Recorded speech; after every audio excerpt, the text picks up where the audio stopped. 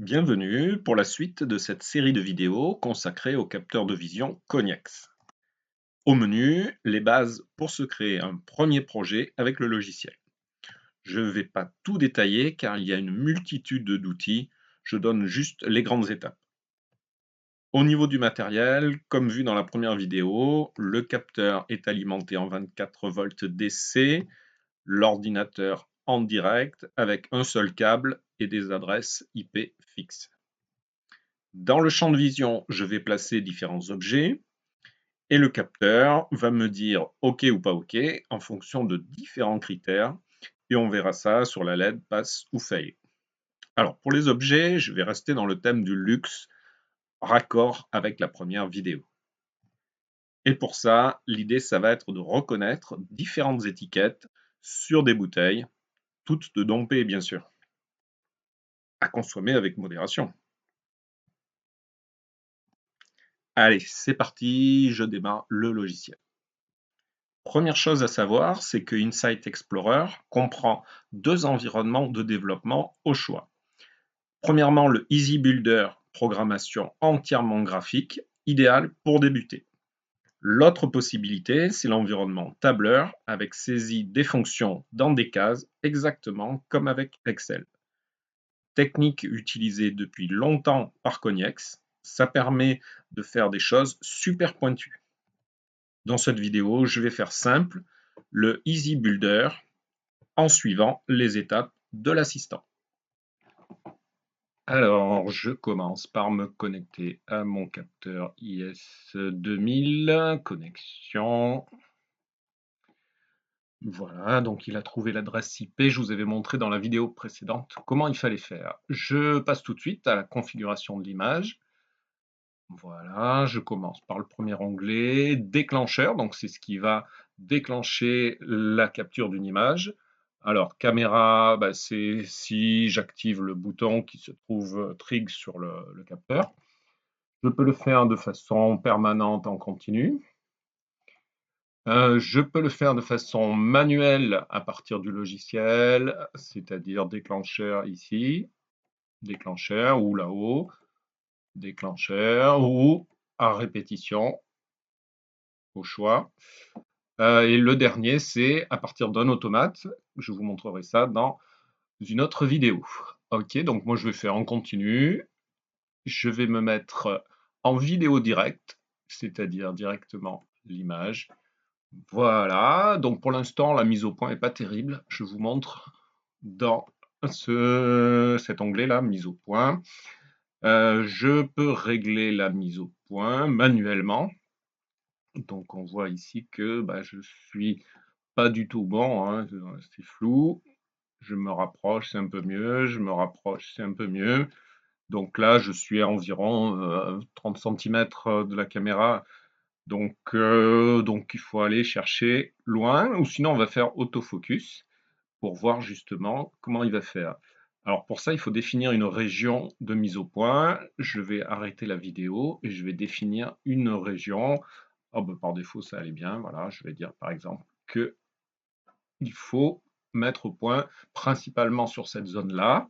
OK. Et je vais faire autofocus. Donc, il va chercher de lui-même le meilleur réglage. Et il trouve, par exemple, que c'est celui-là, 66. Après, moi, je peux le changer si j'ai envie, hein, si je veux rallonger. Bon, vous voyez que là, ça ne change pas grand-chose. On était pas mal déjà. OK. Je vais faire quand même la vue. Voilà. Et je vais mettre d'ailleurs, je ne l'ai pas mis, ajouter le bouton de netteté, indice de netteté. Voilà, comme ça nous indique la netteté de l'image. Et si je vous montre quand on est au-dessous, là, c'est beaucoup moins, beaucoup moins. Et donc là, avec la distance que j'ai, on a intérêt à aller chercher un petit peu plus loin. Ok, éclairage, soit une exposition automatique, c'est-à-dire qu'il calcule le temps d'éclairage, la durée de l'impulsion de lumière finalement.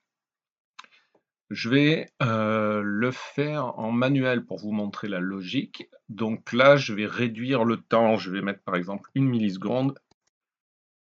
1 milliseconde. Donc c'est un éclairage très rapide. On peut le régler d'ailleurs. Je vous montre. Si j'augmente, c'est plus. Si je réduis, c'est moins. Je pourrais même couper complètement, le désactiver si je veux. La plage bleue, là, c'est le min-max. Ça veut dire que même si je vais après, là, ça marchera plus. Je peux aller qu'entre là et là.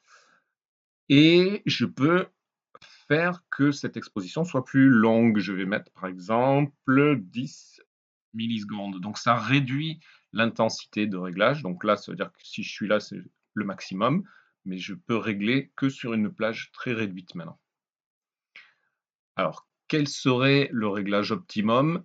On peut y aller à tâtons ou définir une exposition automatique avec une consigne. Je vais dire par exemple, allez, je vais dire que c'est moitié-moitié, une luminosité ni trop noire ni trop éclairée, et je vais lui dire de me trouver l'exposition, enfin de faire une exposition automatique. Donc il a trouvé par exemple ce réglage. J'aurais pu faire différemment d'ailleurs, j'aurais pu faire exposition manuelle. J'enlève la caméra, je fais réglage de l'exposition, donc je vais dire que c'est dans cette zone-là, par exemple, que je veux la lumière. OK. Et je vais lui dire, calcule-moi la meilleure exposition. Donc là, par exemple, il trouve ça. Alors, c'est pas obligé que ça nous convienne. Après, on peut adapter. Comme je le disais, exposition automatique, je peux régler au-dessous.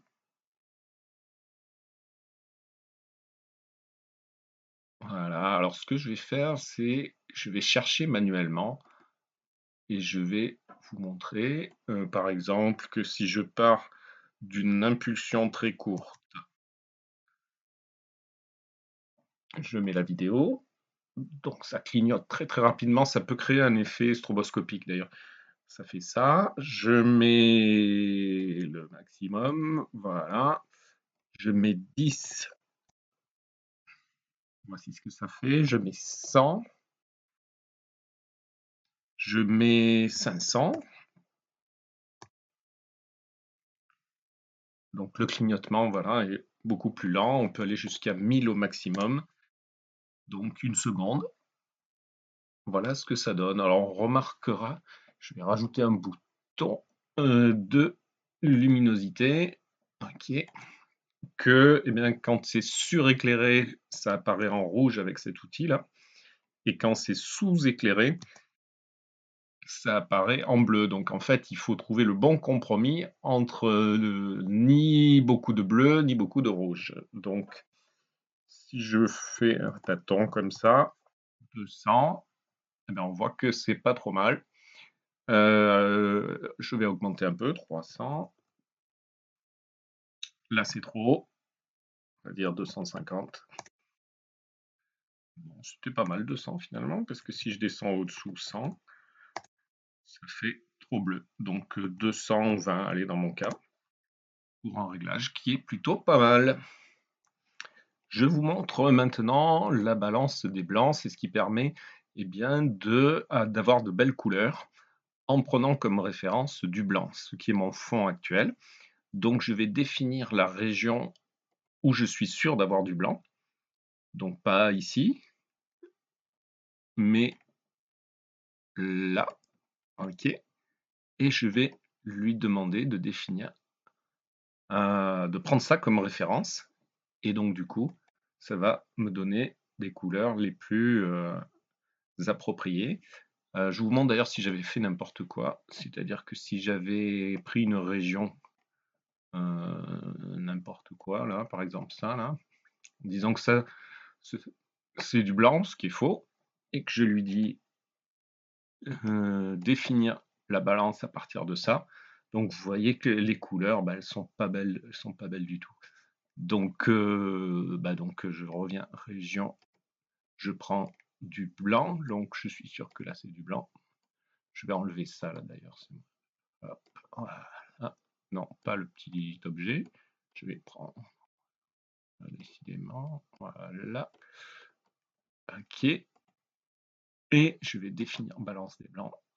Et là, on est très proche de la bonne valeur. Je rappelle que les RGB, alors on les voit s'afficher là, hein.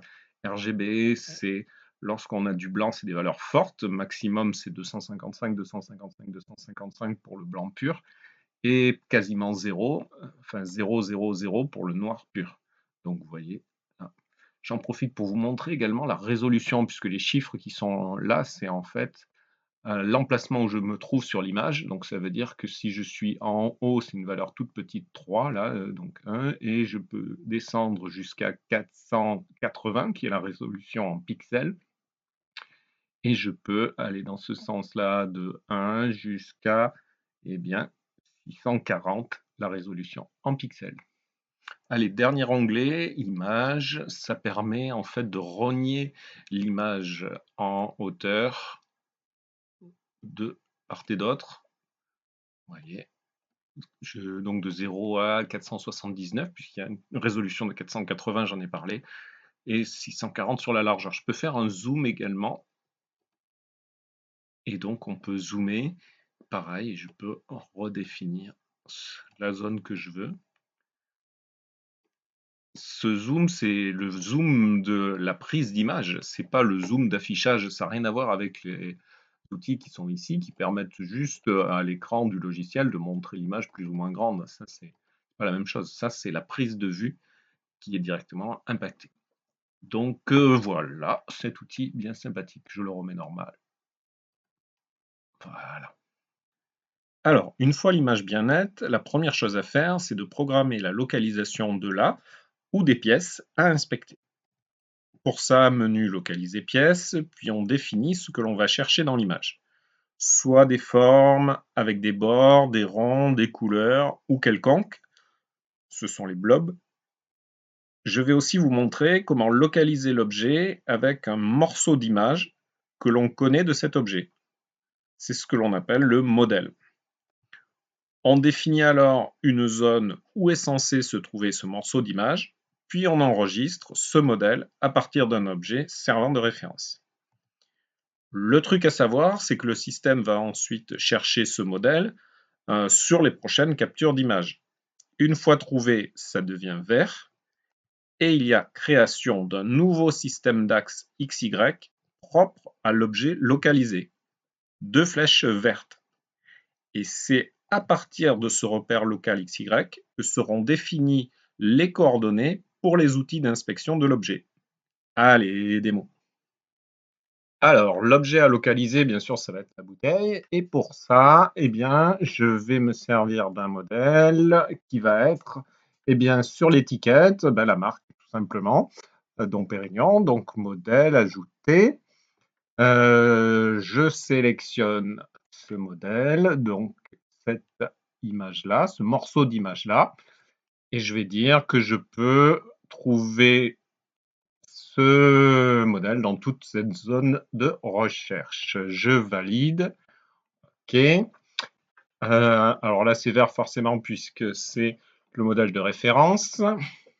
Je vais lancer les acquisitions répétitives pour capturer de nouvelles images. On voit ici que ça coïncide. Je vais lui donner un nom plus parlant. Je vais dire que ça, c'est la référence de l'étiquette. Voilà. Donc l'axe, le nouveau système d'axe, c'est les flèches vertes là, dont le point se trouve bien 215 339, c'est ce qui correspond aux coordonnées qu'on voit quand je me place avec le curseur. Voilà. Si je déplace eh bien, la bouteille, on va retrouver ce modèle-là. Donc on a bien identifié que l'objet était présent dans la zone de recherche. On voit que c'est vert. Mais bien sûr, je peux retrouver l'objet de l'autre côté, je peux l'incliner et on a à chaque fois l'indication où il se trouve et l'inclinaison du repère dans un sens positif, angle ou négatif. Je peux changer de modèle. Là, ça, c'est l'étiquette 2004. Je vais mettre maintenant 2002. Donc, vous voyez, c'était rouge parce que il y avait rien, donc il trouvait pas. Maintenant, il trouve aussi Dom Pérignon, bien que ce soit pas la même bouteille, hein, puisque là c'est 2002, mais le Dom Pérignon est bien écrit. Si je prends le modèle 2000, la bouteille 2000, on retrouve également Dom Pérignon, quel que soit l'emplacement, et on voit que ça match. C'est vert au niveau là-haut. Si je prends par contre le modèle 2003, enfin la bouteille 2003, c'est écrit différemment, puisqu'en fait, l'image est différente, puisque c'est écrit en blanc sur fond noir, et donc là, pour le coup, eh ben, ça ne correspond plus au modèle que l'on a enregistré, et donc ça ne matche pas. Alors, une fois l'objet localisé, on peut chercher à savoir s'il ne présente pas de défaut. Et bien pour ça, on va se servir d'outils d'inspection de l'image. Donc outils, ça ressemble à des outils d'ailleurs, inspecter pièce. Alors on a plein d'outils, j'enlève acquisition, présence, absence, on a des outils de mesure, de dimension, on a des outils pour compter le nombre de pièces ou de motifs dans la pièce, identification, bref, plein d'outils disponibles. Je commence par les plus simples, présence, absence, et je vais chercher par exemple à voir si l'objet présente bien un bord au bon endroit. Donc je vais faire ajouter, donc une ligne qui représentera le bord, et je vais la positionner juste à la limite de l'étiquette. Voilà. Il mémorise ça. On remarque sur l'image ici le score correspondant à la transition de couleur entre les contrastes, bien sûr. Alors je vais zoomer pour bien qu'on voit. Donc il détecte le trait à ce niveau-là.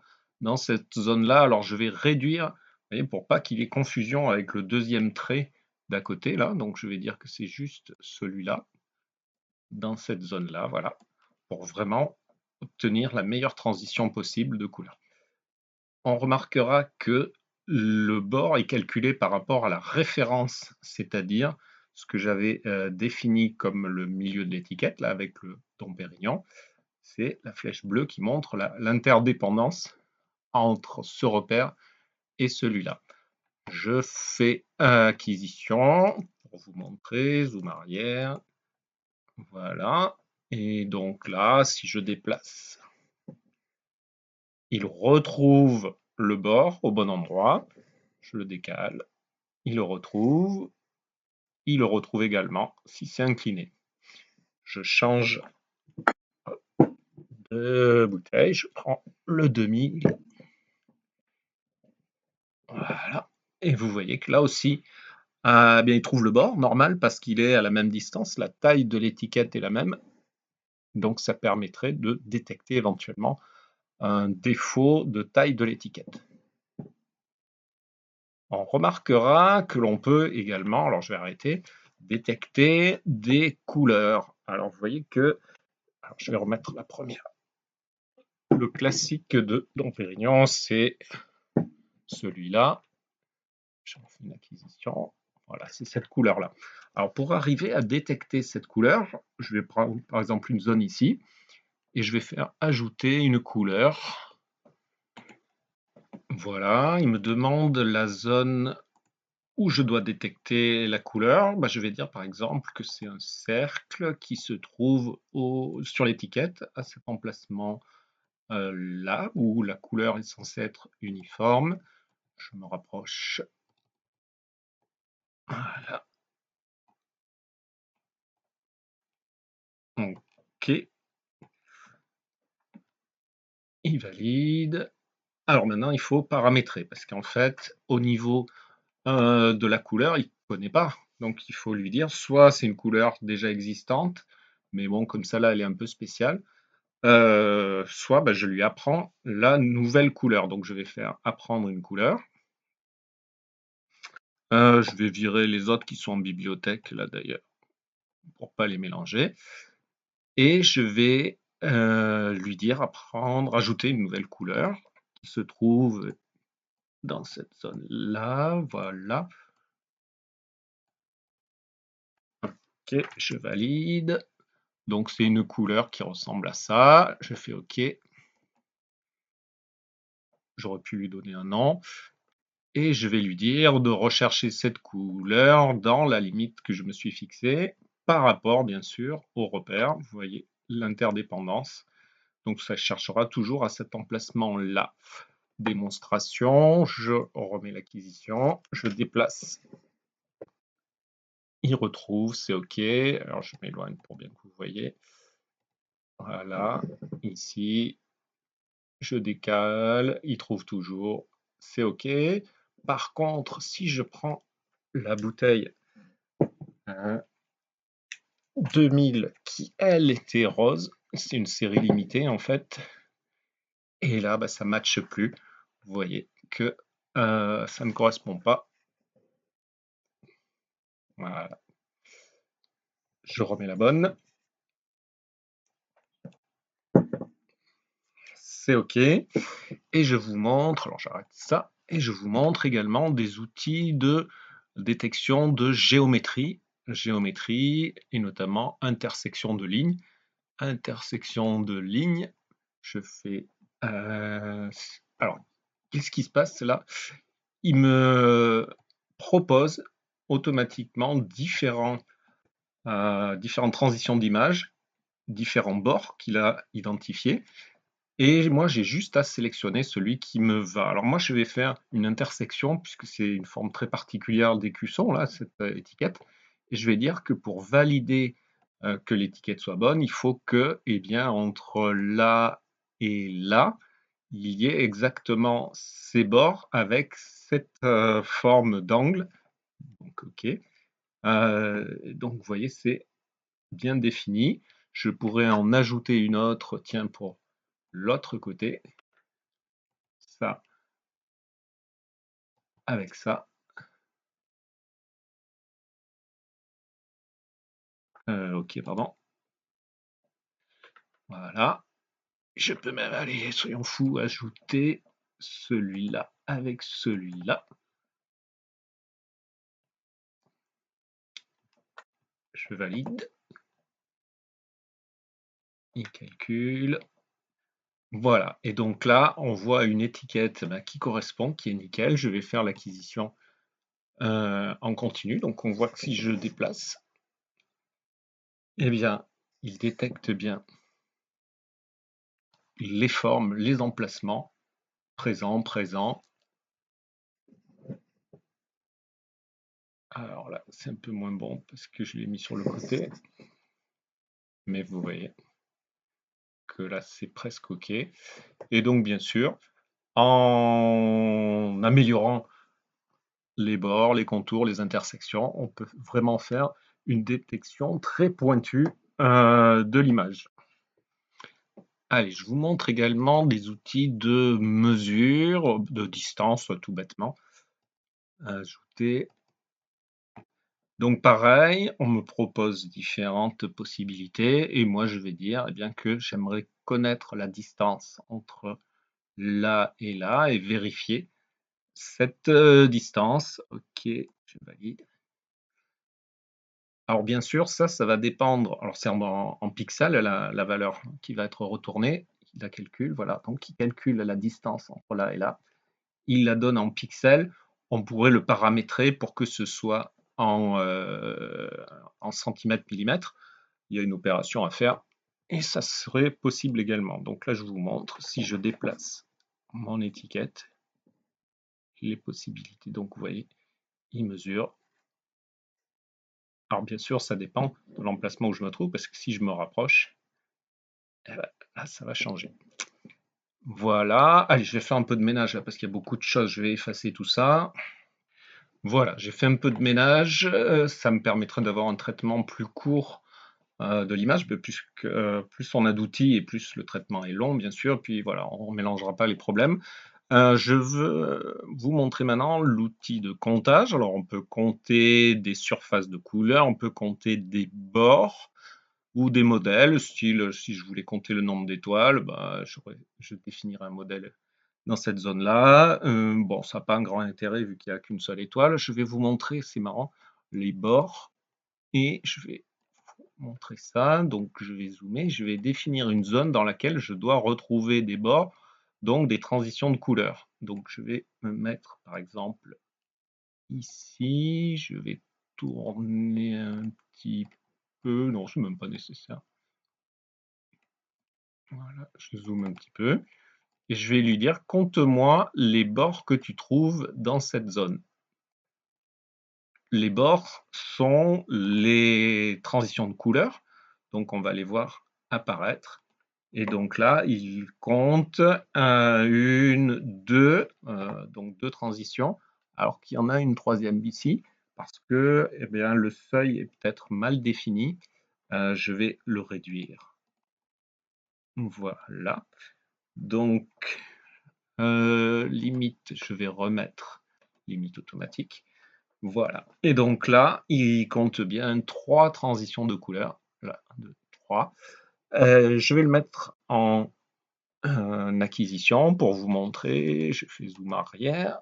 Voilà, même si je déplace, eh bien, il va chercher les bords par rapport, bien sûr, au repère de référence. Donc, il va chercher toujours au même emplacement, hein. Si je décale l'étiquette, alors il faut qu'il trouve le motif, bien sûr.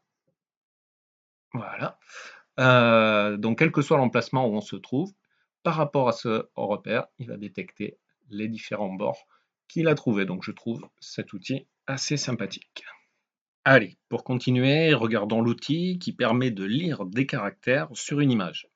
Ici, tout naturellement, je vais chercher à reconnaître l'année marquée sur les bouteilles. Voilà donc outil d'identification, lire le texte, ajouter. Et je vais lui dire, eh bien, de lire les caractères qui se trouvent sur l'année. Je vais zoomer. Voilà. Voilà, voilà. OK. Donc, il va chercher à chaque fois, par rapport toujours au repère, à cet emplacement. Il a trouvé 4 caractères, sauf qu'il ne connaît pas ces caractères, vu que bah, le 2 est écrit un peu particulier, le 0, bon. Et donc, on va lui dire, eh bien, d'apprendre ces nouveaux caractères. Donc, plus, je vais lui dire bien que ça, c'est un 2, ça c'est un 0, ça c'est un 0, ça c'est un 2. Apprentissage. Et donc là, il reconnaît. Je pourrais, alors je vais dézoomer, je vais mettre l'acquisition, et puis je vais le déplacer un peu.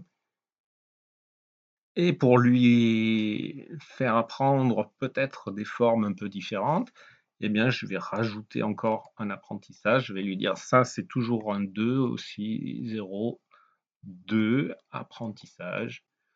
Donc, ça augmentera le nombre de chances pour qu'il trouve le 0 et le 2. Je vais bien mettre, l'année 2000. Hop, l'année 2000. Donc, normalement, il connaît puisqu'il a tout mémorisé. Et en effet, l'année 2000, il a trouvé. Par contre, si je mets l'année 2004, il ne connaît pas le 4.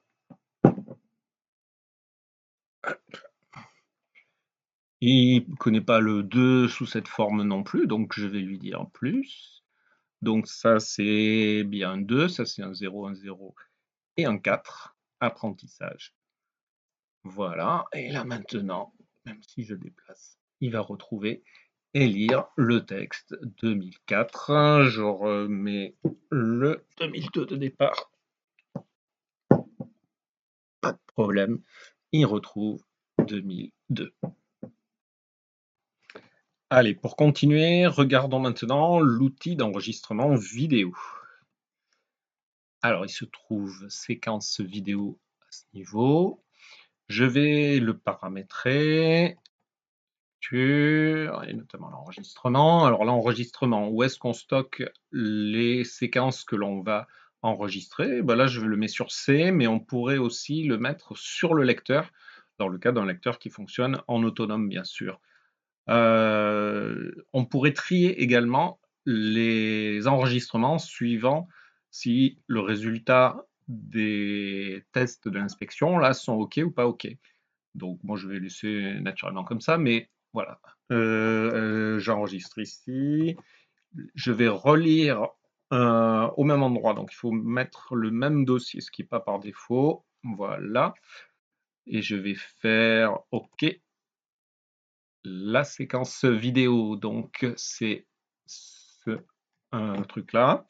Donc là, il y a une ancienne séquence qui a été mémorisée. Je vais faire quoi? Je vais en enregistrer une nouvelle. Le bouton d'enregistrement, c'est celui-ci. Donc, bon, d'abord, je me mets en fonctionnement pour qu'on voit les choses se passer. Et je vais enregistrer. Donc là, on enregistre, on enregistre, on enregistre. Si je bouge, si je change, voilà. J'arrête l'enregistrement et je peux me repasser la séquence. Je peux choisir une image en particulier. Je peux regarder ce qui s'est passé pour l'analyser, pour voir notamment s'il y a eu un problème, pourquoi il y a eu un problème, et donc ensuite affiner les outils d'inspection. Donc voilà, ça c'est important d'avoir ça. Je vous montre également le exécuter projet. Exécuter projet, ça c'est lorsque l'on fait fonctionner le lecteur pour de vrai. Là, on était en liaison, on faisait des tests, mais ce n'était pas vraiment pour de vrai. Alors, je vais enlever la séquence vidéo et je fais exécuter le projet. Donc là, qu'est-ce que l'on a? Je fais effacer les taux pour repartir de zéro. On a les outils d'inspection et le résultat de ce qui s'est passé. Je me mets en ligne, oui, en ligne, et auquel cas, eh bien, en fonction du mode de fonctionnement que l'on avait choisi, c'était, pour moi, souvenez-vous, dans configurer image, le déclencheur, il était continu. Donc, dès qu'une acquisition est terminée, on relance une autre. Et donc, on voit ce qui se passe avec le taux d'échec, de lecture, de réussite, la durée de traitement, lorsque ça fonctionne vraiment sur le lecteur.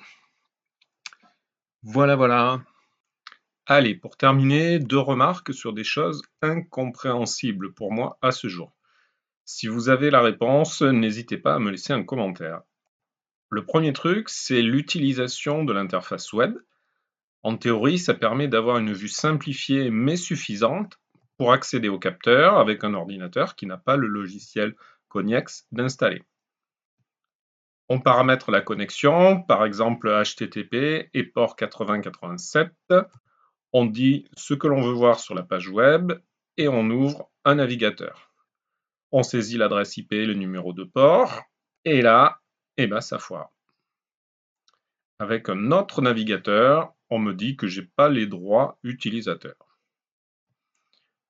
Côté ping, pourtant, c'est OK.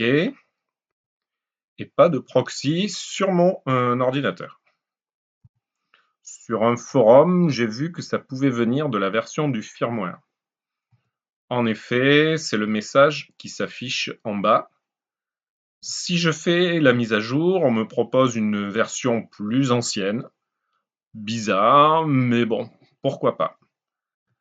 Mais au final, ça foire aussi. Il ne trouve pas l'adresse IP, alors qu'on est connecté au capteur depuis le début. Allez, j'abandonne. Ça, c'est un truc à y passer des jours avant de devenir fou. Et je vous dis à bientôt pour la suite avec Cognex qui va parler avec un S7 1200.